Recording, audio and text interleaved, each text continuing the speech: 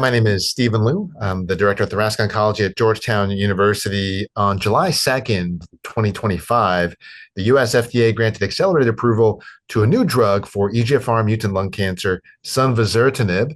This is an oral tyrosine kinase specifically for EGFR exon 20 insertion, non-small cell lung cancer. This drug actually retains activity for some of the common mutations as well, but its approval is for that exon 20 space and really does shake things up. The approval is after platinum-based chemotherapy, and it's based on the Wukong 1B trial, where in that setting, in that population, the response rate was a pretty robust 46%. And importantly, these responses were durable, just north of 11 months for the median.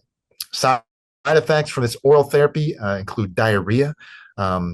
We can also see mucositis, other EGFR wild-type related toxicities, CPK elevation, more of a paper toxicity, but a pretty well-tolerated drug. Importantly, the U.S. approval was for the 200 milligram dose. In China, the drug is also approved, previously approved, though at the 300 milligram dose. So some slight differences there. The 300 milligram dose did have a bit more toxicity, though it also did show a little bit more efficacy as well. And so I think this will be something we will discuss quite a bit as time goes on. This now gives us another option beyond amivantamab, the EGFR MET bispecific antibody. Of course, this is our standard of care in the frontline setting, combined with chemotherapy based on the Papillon study. And while the approval of amivantamab is in the frontline setting and sunvozertinib is really in the second line and beyond, certainly some will compare these two agents, very different.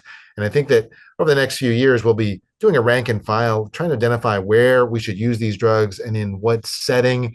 The oral therapy, of course, makes adjuvant therapy a little bit more appealing, consolidation therapy after chemoradiation a bit more appealing. But we don't really know how well amivantamab works after this agent. We do know that this agent does retain activity after amivantamab.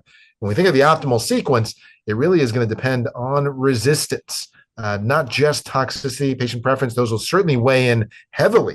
But we really want to know about resistance when we're crafting an optimal sequence, and how does prior therapy affect the efficacy of these drugs in later line settings, and not just these two agents. We have other drugs as well, zipalertinib, furmonertinib, ORIC-114, many different drugs in this space, exciting times.